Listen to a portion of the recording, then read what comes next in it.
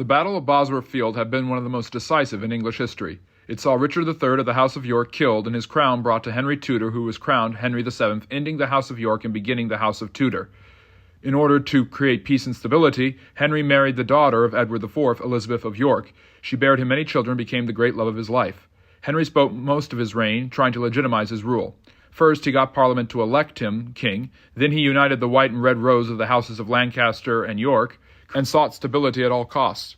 He came up against Perkin Warbeck, who claimed to be the brother of Edward V, who had been trapped in the Tower. This rebellion was put down because Henry had the support of Parliament. This displayed the growing influence of Parliament on royal authority and Henry's own insecurity about his throne. To shore up his throne, he relied on his son Arthur, but when Arthur died at a young age and Elizabeth a year later, Henry was devastated.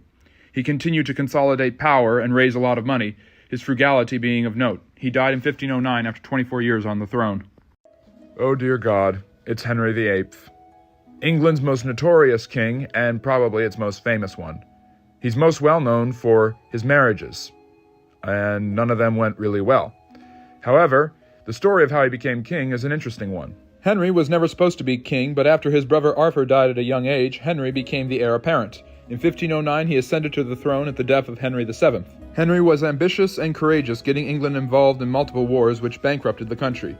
But he did establish the Royal Navy and extended his lordship over Ireland. Henry had a furious temper. When Thomas Wolsey failed to get him a divorce, he fired and imprisoned him. When his successor Thomas More condemned Henry for leaving the Catholic Church, he beheaded him. When Thomas Cromwell, the successor of More, failed to get him the marriage he wanted, he had him beheaded too. Henry did leave the Catholic Church in 1534 with the Act of Supremacy, but this was in order to get a divorce and obtain the money of the church's monasteries. He was married 6 times and beheaded 2 of his wives before dying in 1547. Henry VIII's third wife, Jane Seymour, had given him the son he so desperately desired, and it was said son, Edward VI, who would ascend to the throne at Henry's death in 1547. He was only 9 and thus beholden to a regent. During his short reign, England continued to expand its Protestant ideas with the likes of Thomas Cranmer and Hugh Latimer.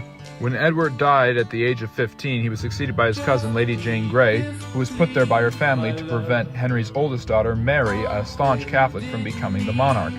Mary supplanted Lady Jane Grey and had her and her followers put in prison. Mary I would rule for 5 years, and during this time she would try violently to bring England back to Catholicism. She was also married to one of the most powerful men in Europe, the King of Spain, Philip II, who also held on to a huge New World empire.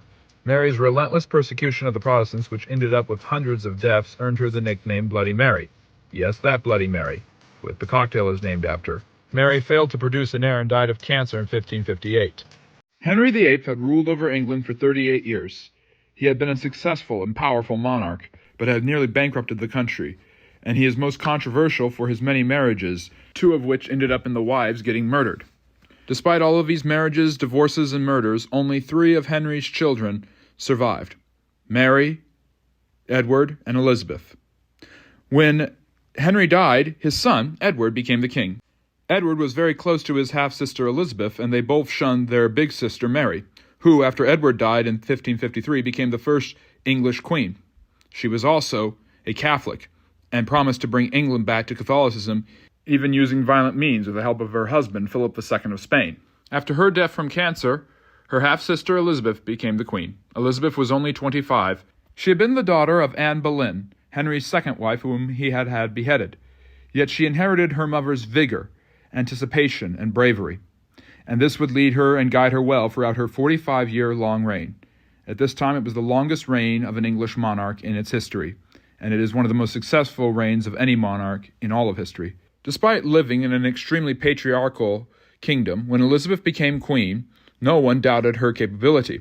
She relied on great advisors and powerful noblemen to help her run her kingdom, men like William Cecil and later on his son Robert, who helped her administrate and handle the affairs of governance. Her favorite, however, was Robert Dudley, whom was a little too married when she first became queen, yet even after his wife died, she chose not to marry.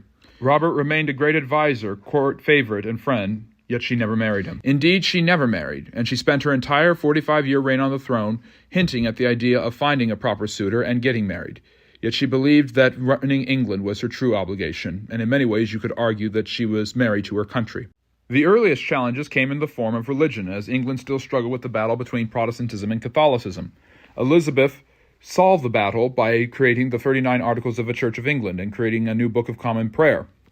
This established England as a firmly Protestant country, but not one that was too reformed along the lines of John Calvin and his Reformation in Switzerland. Elizabeth would remain a devoted Protestant, but would struggle with Catholic uprisings, such as one that might have been caused by her cousin, Mary, Queen of Scots.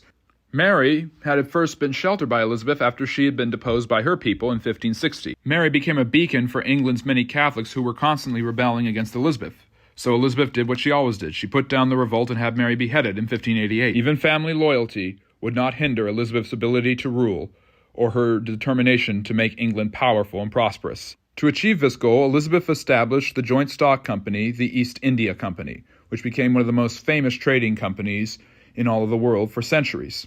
She also sent Sir Walter Raleigh on several expeditions, seeking to counter the influence that Spain had established across the Atlantic. Raleigh established a colony in Virginia at Roanoke in 1586 and began trading with the locals.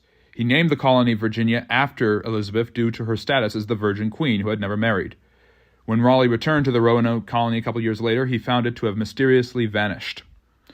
Indeed, Elizabeth was very interested in international affairs, global trade, and the Atlantic world. She used Sir Francis Drake as a privateer to take over or sink Spanish ships. Drake was successful at this and continued to thwart the Spanish. Indeed, as time went on, relations worsened with Elizabeth and her former brother-in-law, Philip II of Spain, especially when he found out that she was helping Dutch Protestants in their revolt called the 80 Years' War. Philip declared war on England in 1585 and assembled an armada in 1588. Elizabeth turned to Drake and the Royal Navy for help. She watched on from her flagship and prayed in 1588 as the Spanish Armada attacked, but bad winds and English fireships and good strategy and positioning from Drake eventually led to a total defeat of the Spanish Armada, which was blown off course and most of the ships were wrecked off the coast of Ireland. The English Armada the following year tried to liberate Portugal from the Spanish, but failed. After this, it had become clear that England would not be dominated by Spain, and that England was there to stay when it came to naval power. With all of these successes in so many areas, Elizabeth's reign came to be known as the Elizabethan Age.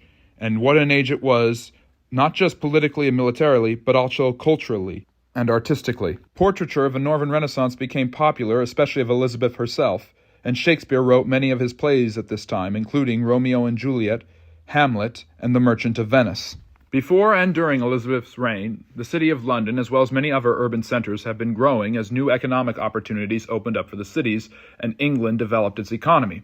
In order to give relief to the growing number of poor people in these urban areas, Elizabeth created the Poor Relief Act of 1601, which established the first welfare in England. It would stand for centuries, giving help to the needy.